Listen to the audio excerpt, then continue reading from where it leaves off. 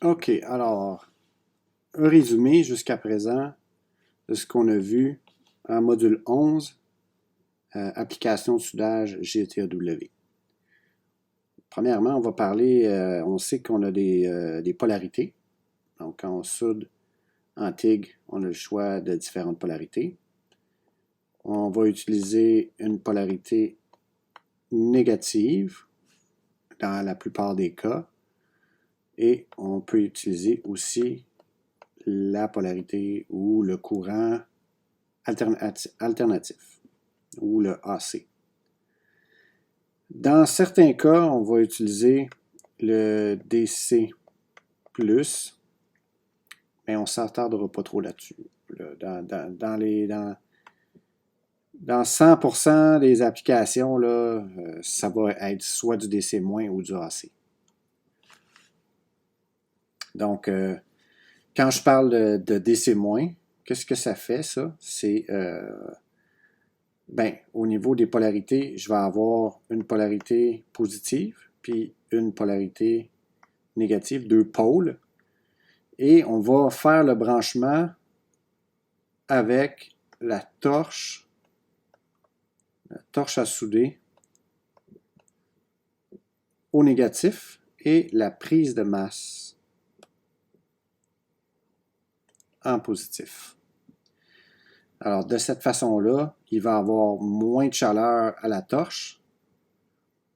Là, vous allez dire qu'il va y avoir plus de chaleur à la pièce. En effet, c'est ça. Mais on veut moins de chaleur à la torche pour ne pas abîmer le tungstène.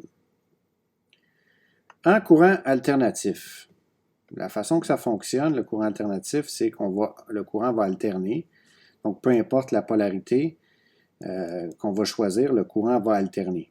Donc, ce qui est important de comprendre, c'est qu'on va avoir une fonction qu'on appelle AC balance. Et cette fonction-là, elle, va nous permettre de jouer un peu avec le fait d'avoir un onde balancé ou non balancé. Donc, si je regarde ici, j'ai le moins, ici, j'ai le plus.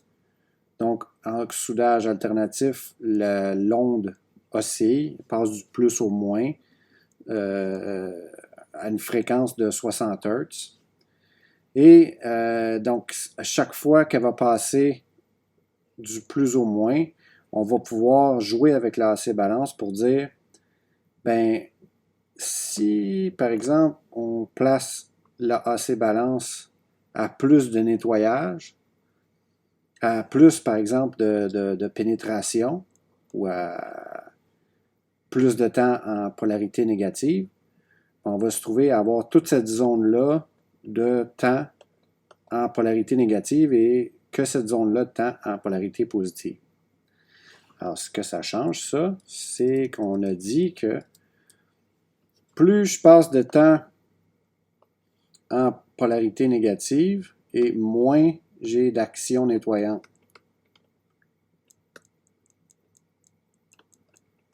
Okay? Plus je passe de temps dans la zone du positif et plus je vais avoir une action nettoyante. Et là, je ne parle pas de Monsieur Net, là. Je parle ici de briser la couche d'oxyde qui est en surface. Les oxydes d'alumine. D'accord? Et cet oxyde-là peut être fort à l'occasion ou peut être faible, tout dépendant de l'âge du matériel, surtout de l'âge. Et donc, plus elle a été aux intempéries, plus l'oxyde va être fort. À ce moment-là, c'est important de mettre une action nettoyante. Ça ne va pas nettoyer la pièce, ça ne va pas enlever les impuretés, ça ne va pas enlever les contaminants, ça va tout simplement plus briser la couche d'oxyde. C'est tout ce que ça va faire. Donc, ce qu'on va se retrouver à ajuster, c'est le bouton de AC balance qu'on va retrouver ici. Sur les anciens postes à souder, on a un bouton d'AC balance et on peut nos ajustements sont limités. Sur les nouvelles dynasties, on a des ajustements qui sont un petit peu plus poussés. Donc, on peut ajuster la fréquence du courant alternatif. Donc, on peut le mettre de 30 Hz jusqu'à 400 Hz, tout dépendant des dynasties. Donc, ce que ça va faire, c'est que l'oscillation va se faire plus souvent. Ce que ça permet de faire, c'est de pouvoir accélérer le principe du nettoyage. Donc, si on veut, par exemple, automatiser le procédé, on va opter pour des paramètres plus accélérés. Et si je descends, donc si je fais, par exemple, souvent quand on fait des pièces d'aluminium qui vont être radiographiées, là, qui sont des pièces de casting, là, des moulages d'aluminium qui vont être radiographiés. On ne veut pas une trop grande fréquence de courant alternatif pour pas non plus qu'il provoque des bulles. Okay? Ça va faire comme une éponge. Là. Plus on va augmenter la fréquence ici, plus il y a des risques que le bain de fusion ait c'est pas des porosités, c'est c'est comme des porosités, mais bref, ça va faire comme une éponge. Alors, plus on lui donne la chance de passer le courant alternatif lentement, moins qu'on va avoir la chance d'avoir de ces petites bulles-là dans nos soudures. Okay, donc, ça, je vais mettre une astérix, là. Ça, c'est dans le monde un petit peu plus poussé. OK? Suite à ça, une fois qu'on aura fait le tour des polarités, on va parler également de la haute fréquence. Donc, si je parle de la haute fréquence, je vais avoir le choix d'avoir, quand je parle de haute fréquence, on va toujours utiliser, je vais utiliser le terme HF. On va avoir la haute fréquence au démarrage et on va avoir la haute fréquence en continu. Puis là, encore là, c'est sur les anciens postes. Okay? C'est des postes un petit peu plus âgés, là, moins sophistiqués. Parce que je vous dirais là, que la fonction là, haute fréquence en continu, là, c'est quelque chose qui s'en va tranquillement. Parce qu'avec les nouveaux postes à souder, là, quand on le met en courant alternatif, là, c'est un courant qui est généré par des cartes électroniques, là, puis on n'a plus besoin de mettre une haute fréquence en continu pour assurer que le courant il passe comme il faut, là, du plus au moins. Donc, juste pour vous expliquer à quoi ça sert de mettre le courant en continu, bien, on a le plus ou le moins le plus, peu importe, là. C'est lorsqu'il passe ici, il peut avoir une coupure lors du passage à 0. Donc, c'est pour ça qu'on va lui mettre une autre fréquence, lui, qui va le permettre de toujours se réamorcer. Donc, il va empêcher la coupure. Donc, le courant va osciller, puis lui, la haute fréquence va faire partie de ce courant-là. Ce qui va permettre, en gros, là, c'est qu'il va toujours se réamorcer aux endroits où il va manquer. Ce qu'on n'a pas dans les nouveaux postes à souder. Donc, les nouveaux postes à souder, là, comme je vous dis, là, c'est un courant alternatif qui est généré par des composantes électroniques. On n'a pas besoin de rajouter un courant en continu. Là. Vous voyez ça comme une forme analogue, OK, de courant alternatif. Là. Désormais, là, on va mettre ça plus de côté, là, puis on va se servir d'un courant alternatif sophistiqué. Là. Puis plus en plus, là, ça coûte de moins en moins cher faire des postes à souder comme ça. Là. On va aller chercher un courant alternatif là, hyper efficace. Donc, on peut ajuster tous les petits paramètres. Ce qui est important, l'autre, c'est la haute fréquence au début. Ça aussi, ça va être sur des postes à souder qui ne sont pas équipés de départ à haute fréquence. Je prends comme exemple, j'ai un poste à souder. Dites-vous que les postes à souder au TIG, c'est les mêmes qu'au SMAW. OK, SMAW et puis le TIG, c'est les mêmes affaires. si je prends un porte-électrode qui serait pour le SMA, puis je le rajoute je rajoute une torche TIG, OK? Ben, j'ai juste besoin de me connecter sur une bonbonne ici, là, pour avoir soit de l'argon ou de l'hélium, on va en parler un peu plus tard. Puis, en gros, là, c'est une torche TIG, là.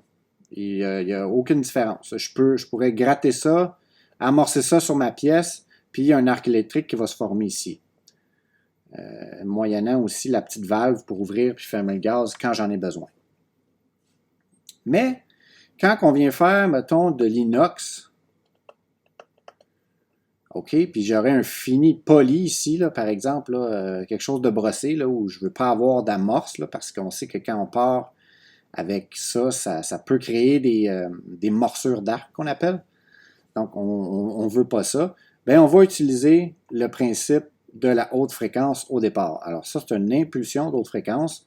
Puis ça permet que ma torche que je vais avoir, bien, on va pouvoir y laisser une distance ici.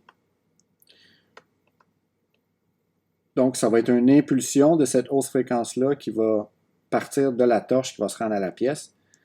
Puis, l'arc électrique va passer là-dedans. Donc, l'arc, elle va passer dans cette haute fréquence-là. Ce que ça me permet, c'est que j'ai aucun contact avec la pièce. Donc là, ici, là, je viens partir mon arc sans contaminer le tungstène et sans faire de morsure sur la pièce que j'ai. Je parle de morsure, mais ça peut être aussi une pièce qui est très mince. Si j'utilise le principe de scratch, là, le principe de scratch, c'est qu'on touche le tungstène puis qu'on gratte. Si j'ai une tôle très mince, ben ça peut faire des trous même. On peut faire des trous. Donc, c'est pour cette raison-là qu'on marque l'impulsion d'haute fréquence au départ. Ensuite de ça, on va parler on a parlé de l'action nettoyante, là, je vous en ai parlé un peu, l'AC balance. Je vais vous laisser un PowerPoint avec ça. On va parler de la torche. Donc, la torche de base, on a une torche TIG. Ça comporte grosso modo toujours les mêmes éléments. Donc, on a une tête ou une poignée principale. Puis, on a le chapeau. On a la buse. La buse ici, il y en a deux types. On a soit la buse normale, buse de céramique ordinaire. Par exemple, numéro 6, qui soit dit en passant, 6, ce sont des 16e de pouce. Un 16, donc j'ai 6 16, et ainsi de suite. C'est comme des millimètres. C'est la grosseur de la buse. Donc, buse de céramique normale. Et j'ai la buse diffuseur de gaz. Les deux, c'est diffuseur de gaz, mais lui, on va l'appeler grillagé. Là, on va l'appeler, dans le jargon, on appelle ça un gas lens. Ce que ça permet, c'est que ça permet de pouvoir de sortir l'électrode plus loin que normalement on pourrait le sortir avec une simple buse de céramique normale. Donc, si je regarde la buse ici, la dimension de ma buse ici, là, ça va être pas mal la longueur de sortie de mon électrode avec une buse de céramique normale. Sauf que si je prends un gas lens, ben, je vais pouvoir le sortir presque une fois et demie. Peut-être même deux, dépendamment si c'est bien protégé. Donc, d'ici à là, la zone là, du stick-out, de la longueur de sortie de mon électrode, est beaucoup plus longue. Fait que si j'ai besoin de faire une soudure dans un endroit dans un endroit plus fermé, là, comme ça, là, puis je rentre ma torche comme ça, puis je ne peux pas aller plus loin là, avec un électrode normal, là, de type céramique normal, mais je vais y mettre un gas lens, puis lui, je vais pouvoir aller chercher vraiment la racine au fond. Donc, ça va me permettre de pouvoir le sortir plus loin. Ça me permet de pouvoir le sortir plus loin aussi, puis une fois que vous allez avoir commencé à souder avec ça, vous n'allez pas vouloir vous en passer, dans le sens qu'on voit, on a une meilleure vision tout le tour de l'électrode de tungstène. Fait que si vous soudez par-dessus ou si vous soudez de côté à votre soudure, là, on voit beaucoup mieux chaque côté, puis c'est plus le fun à souder. Je vais aussi vous parler de les composantes qui sont à l'intérieur de la torche, là, vous les connaissez. Je ne rentrerai pas trop en détail là-dessus. Je vais quand même vous glisser un mot à propos du système de refroidissement. Ça, on en a parlé un petit peu en classe. Le système de refroidissement, c'est connecté à même la torche. Et on a une entrée, puis on a une sortie de liquide refroidissant. Le liquide refroidissant, ça peut venir d'un refroidisseur. OK? C'est soit un refroidisseur avec un liquide spécial dedans, puis des ventilateurs là, qui vont faire que ce liquide-là, il va refroidir, puis qu'il va circuler. Ou ça peut être tout simplement...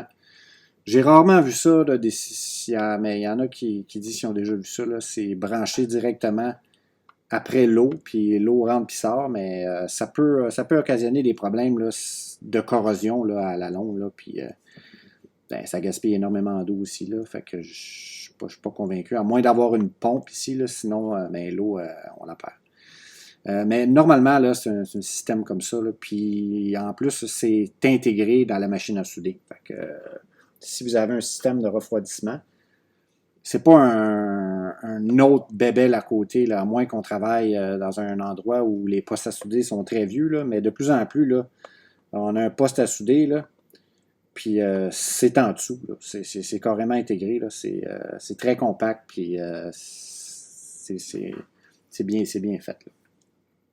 Donc, quand on a un système de refroidissement, c'est lorsqu'on soude, puis qu'on va excéder des ampérages de 150 et plus, et plus, et plus, bien là, la torche va se mettre, elle, à chauffer.